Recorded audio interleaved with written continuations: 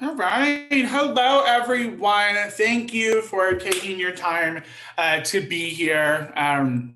Maggie and I, when we were given the guidance from Student Affairs, figured it'd be easier than just sending an email to provide the opportunity for us to kind of just share with you all the information that we've been given, and then to answer any questions that you might have. So, fair warning, I am just the messenger. I did not set the guidance that some of you may have read already, but I have been charged and tasked with delivering the information. So I will take whatever questions you have after we're done presenting. Just to kind of keep it easy, we'll do questions in the chat. So if you have any questions, feel free to just type them in the chat about anything. You can be specific. We will stay on a little bit later. I will a little bit later after if you want to ask me specific questions about your organization and kind of how this guidance applies to you. I think it's important to recognize before we go into the nitty-gritty of it, it's still very fluid.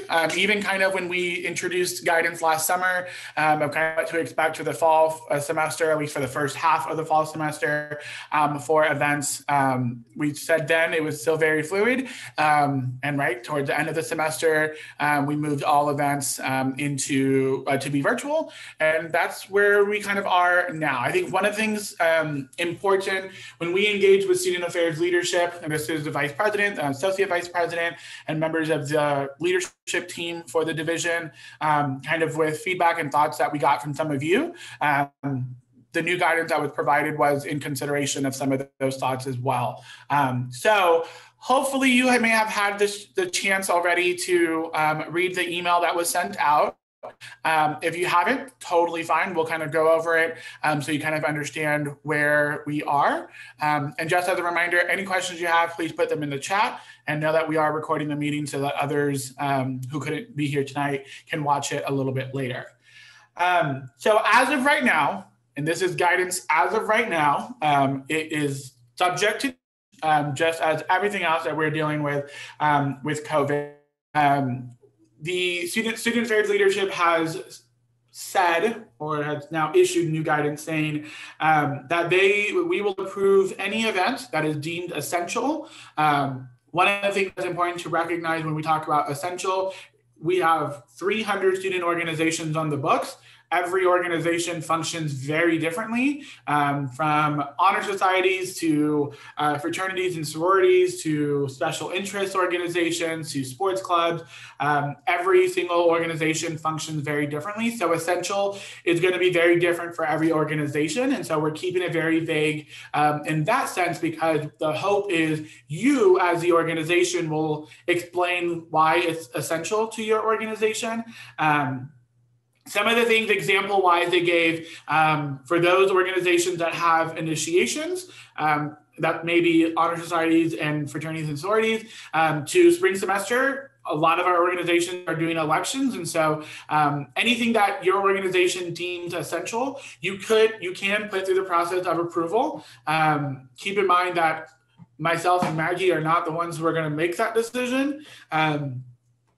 Dr. Aaron Austin, who is the Associate Vice President and Dean of Students, will be the one who will make that decision regarding if the event will be approved or not. I'll have some leeway in the sense of giving him my opinion of my understanding of the event as we see them.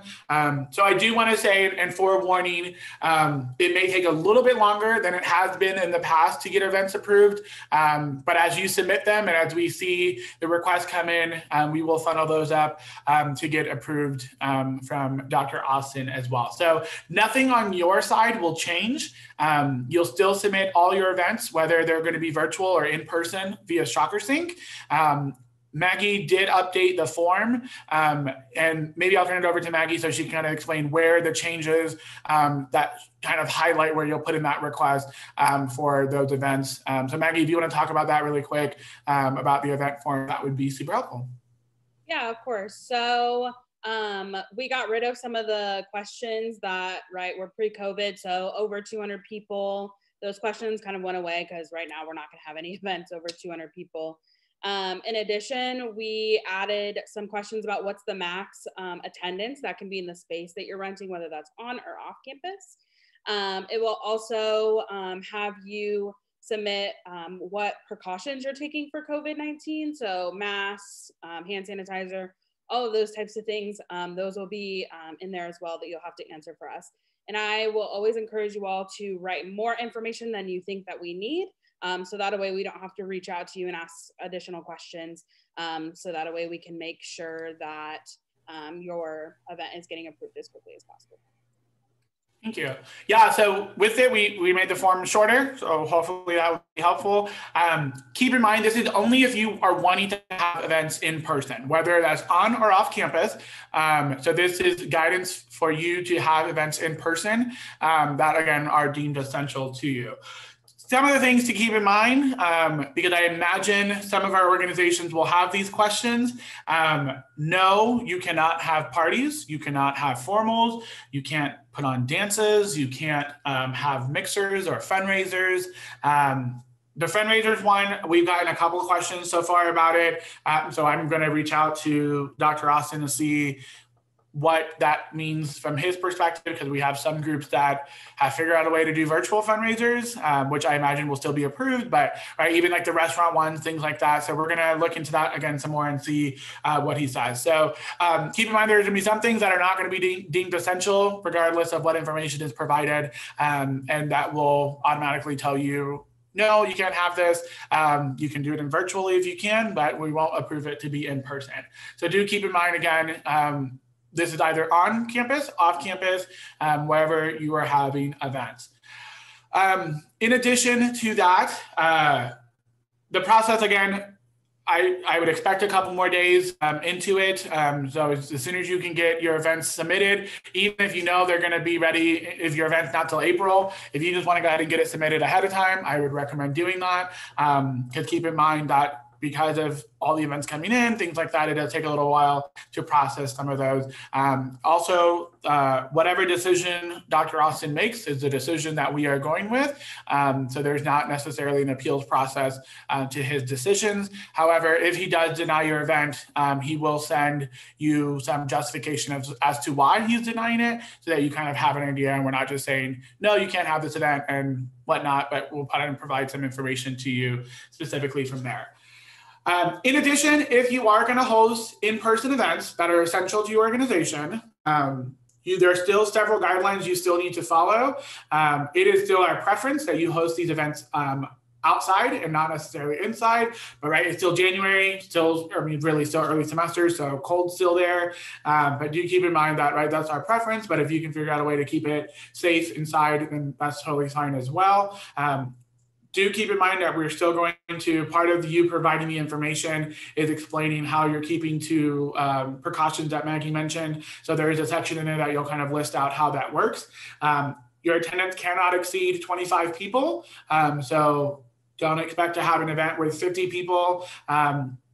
One thing from there, it will change, and we will update you with that number change as we get new guidance from the state and as we get new guidance from the county. Number that we'll get from Dr. Austin and the Health and Wellness Committee of the Reintegration Committee for the university, who will kind of give us that guidance as well as to changing those numbers. Right, you still have to practice physical distancing and mask wearing and still abide by all university policies, whether you're on or off campus, that you're having that event as well. One of the additional things is that we are going to ask you to provide some sort of virtual option to it. So let's say you're having an in-person meeting for your organization. We're still going to ask that you provide an in-person or a virtual opportunity for your members who don't want to attend. And finally, the new thing that will go into that is that we are going to ask you to start collecting, again, this is only if you're only having in-person events, we are going to start asking that you start collecting rosters for that event. So if Maggie and I and the I Love Gabriel Club were having a meeting and 12 people were there, you'll need to submit who those people were. So the form is the same guest list you use for every single event. Maggie is going to work on getting that on the website a little bit easier, and then we'll share it out with everyone so you have a copy of it, and then you'll just upload it to Shocker Sync. We'll send you a reminder when your event's coming up, we'll just say like, hey, don't forget that you need to submit this so that you can submit the guest list for that event. Also, big thing to keep in mind, as the pandemic evolves, as hopefully things get better, fingers crossed, right? All these things are subject to change. And so I would caution that you get your organization into any financial commitment for any reason, and be prepared to cancel your event, to postpone your event, things like that. If for some reason you are going into a contract with someone or whatever for whatever event, I recommend that you have some sort of language in there that says, you know, we can cancel due to COVID guidelines, things like that, just so that you have a way out of that contract if you have to. But it is again, a biggest recommendation that you try not to put your organization into any financial commitments from there. As everything else, we've explained that any violation to any of these policies can be held to you against the Student Code of Conduct, student involvement policies, RSO handbook policies, things like that. So I would encourage you all to remember that information, as well as any things that come out of the student government, with some of the work that they've put in, or some of the policies they've put in place for student organizations during this time. Regardless of all of that, regardless of the opportunity to have in-person events and whatnot, it is still my sincerest recommendation that you keep things virtual as much as you possibly can. While the opportunity to have in-person events may be good for some organizations may not need it, and that's totally fine. But we do have some organizations that could benefit from this. It is still my sincerest recommendation that you are having events, meetings, whatever it is, virtually, just so that you can mitigate any risk possible with all of this as well. To kind of assist with that, do keep in mind, or don't forget that we're providing student organizations with Zoom Pro accounts, so you're not bound to 40 minutes or 10 people. I don't really know what the basic one is. But if your organization would like a Zoom Pro account for the semester, please email student.orgs@wichita.edu, and we'll get you access to a Pro account. We're only going to give one per organization, so keep that in mind. But as you all maneuver this semester with events, we still encourage you to do all the things that some of you have been doing, some really great things in the fall semesters, and we do encourage you to keep doing that. But if you do need Zoom Pro accounts, please do send us an email so that we can activate that to the person who submits it as well. So I'm going to stop talking for a second. And again, I promise this wouldn't take long, but see what kind of questions folks have that we can answer. And we'll go from there. If you do have any questions, please put them in the chat, and then we can answer the questions out loud.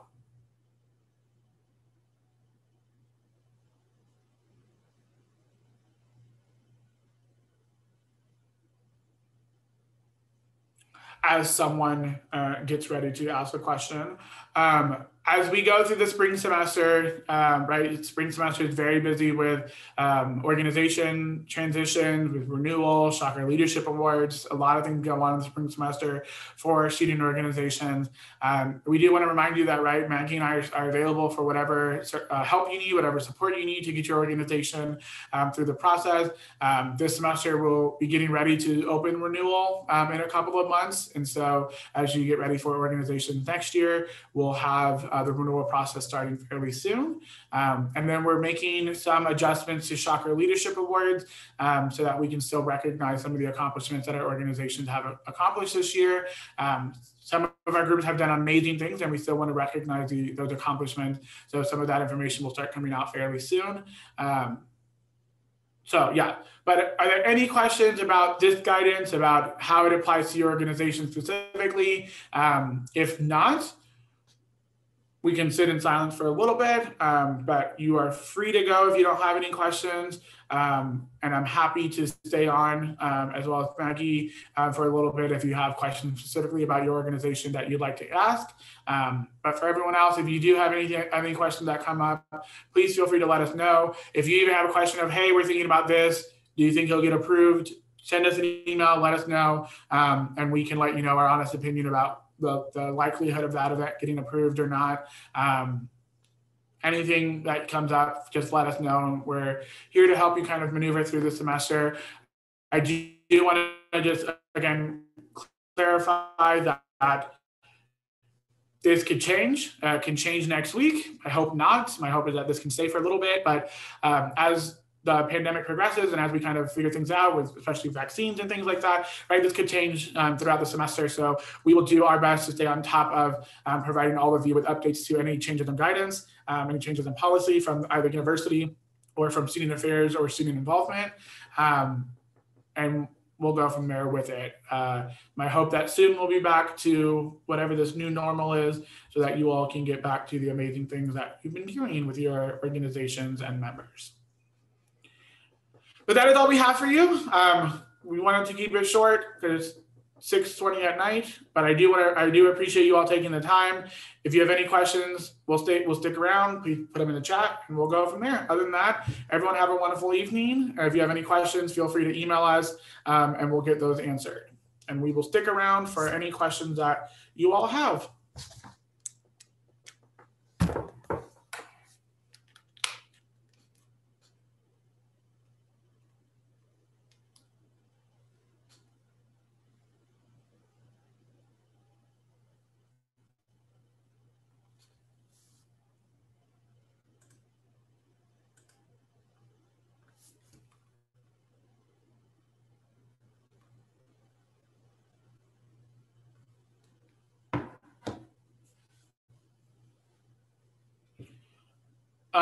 Paco, so what differences are there between seeking approval for events that involve working with student organizations versus outside organizations? At this time, there are no differences or in the approval of it. So that would be, best case scenario, right? That would be definitely a case-by-case basis with that request. So I think if you're going to have an event like that, I would go ahead and just submit it, and then we can funnel it up to see what approval we'll get from there. What Maggie was saying earlier of be specific as you possibly can, of explaining what the event is, why it's essential, things like that, so that when we funnel it up to Dr. Austin, he can see that information, and then so that I can see it as well and provide him kind of with my recommendation as whether he should approve it or not. Right? Also, it will be up to him. But I think at this point, there's no differences. We're going to treat everything kind of the same. It will be on the information you provide us as why that event is essential and how you're going to adhere to the guidelines that have been put in place by the county and by the university as well. So hopefully that answers your question, Paco.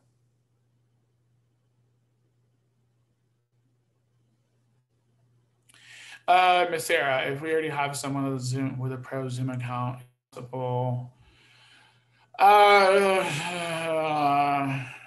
yeah, I'm going to say yes, but I'm going to want your president to put that request in and not the other member. So whoever the president of your, and I imagine that's for MDA, but whoever the president is, if they can be the one to send the request to Maggie with who they want to give it to, just so that we have it written down that so-and-so has it as well, that would be helpful. And hopefully that answers your question, Ms. Sarah. Any other questions from folks?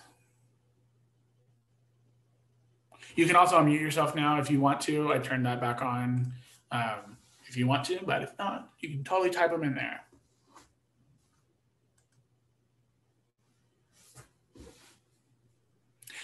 You're doing great, sweetie.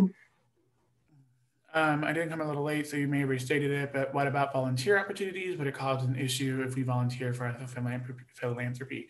Lujane, it depends on what the volunteer opportunity, not what the volunteer opportunity is, but why it's essential to your organization. We did have a request from another organization with something very similar. It wasn't one of our honor societies on campus. And so as long as you can just provide the information as to why it's essential for the organization, and right, as we kind of, I mentioned earlier, we did not define what essential meant because there are 300 organizations and every single one of them functions very differently. So we're leaving that up to you to define why it's essential to your organization. So as you submit it, I would go ahead and submit that volunteer opportunity and be very specific as to why it's essential, what's important about why is it essential to the organization, and how you're going to adhere to the guidelines that have been put in place, and then we can funnel that up for approval.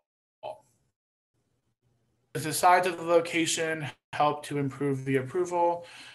It can.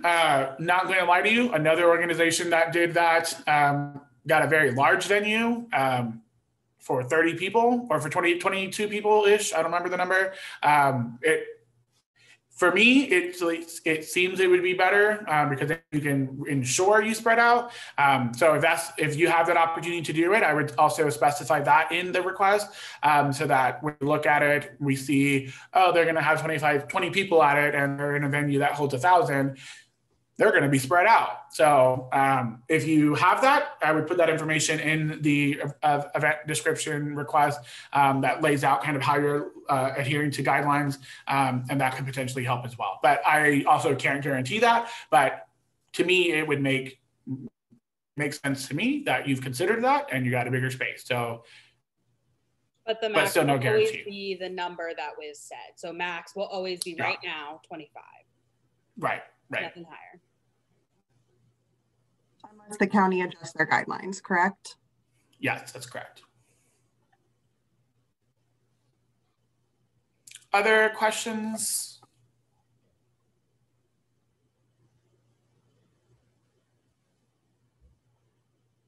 All right, well, thank you all. If you do have any, feel free to send us an email and we will go from there.